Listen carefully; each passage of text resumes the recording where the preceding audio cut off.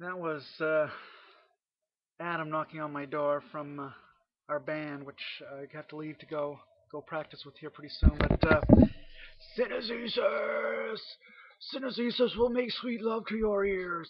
Um, I don't know if you saw the evil eye symbol in there. Oh, by the way, uh, Ronnie James Dio died. I was pretty upset to hear that. He's the guy who always did this. Anyways, that's neither here nor there. Um, all right, so the let's see, where did I leave off here? Strong anthropic principle I regard as silly, blah blah blah. The strong anthropic principle collapses upon the equal plausibility of this opposite interpretation. If the laws of nature were just a tad different, we wouldn't be here. Right. Some other configuration of matter and energy would then exist, and the universe would present just as interesting a construction, with all parts conforming to reigning laws of this different nature, except that we wouldn't be around to make silly arguments about this alternate universe. So we wouldn't be here. So what? I'm glad we are here, by the way, but I don't see how any argument for God's existence can emerge for my pleasure. Well, the problem with that, it's misunderstanding the argument. The argument isn't life as we know it wouldn't be here. The argument is life itself biological life is totally impossible if the fine tuning were just tweaked a little bit. We wouldn't have planets if gravity weren't just so. Either matter would fly apart too quickly, or all matter and energy and space would collapse back into the singularity if it were a little bit stronger. So uh, if we have just a kind of a progressively expanding jello, uh, planets aren't going to form. Life can't evolve on them. If it's too strong, if gravity's too strong, if gravity's too weak, we're not going to have a universe. No universe, no planets, no life.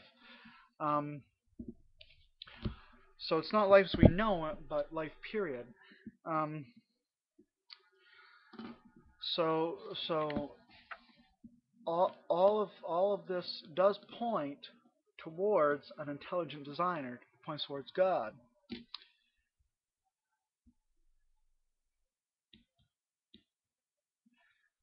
And then he's talking about iduum, ik, the ichneumons, which it's basically the problem of pain, the problem of evil argument, um, and that has been largely rejected in philosophy of religion. Um,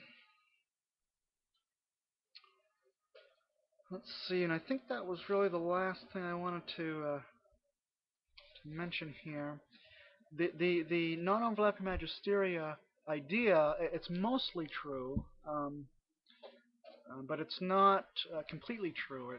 It needs to be nuanced so much that you can't really say that they're non-overlapping anymore, I think.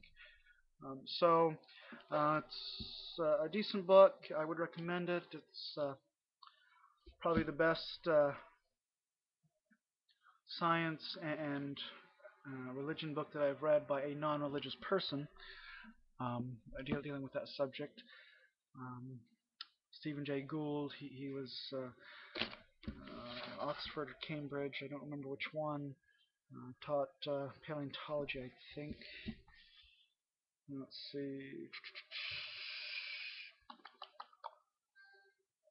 And he died a while ago, I think from cancer. But check it out. It's an older book.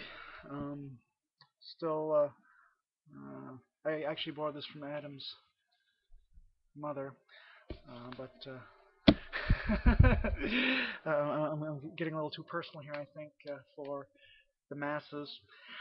But yeah, so read it, check it out. Good book. He's on the right track.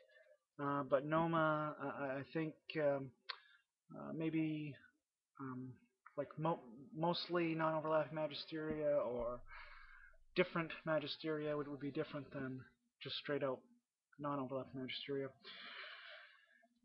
And I do still plan to make that final video on the natural history that I was talking about before, how it, how we to interpret the morning and the evening, that phrase in Genesis chapter 1. So I haven't forgotten about that yet. Stay tuned for that. I really have to get going.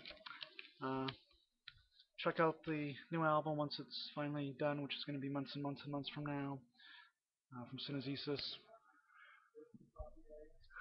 Waiting for copyrights on the most recent one, which is a whole story that I don't want to get into. What's that? The first one is a demo, yeah. Song of Frankenstein. That is a really kick-booty. It's one song over 40 minutes long, kind of like thick as a brick in that sense. But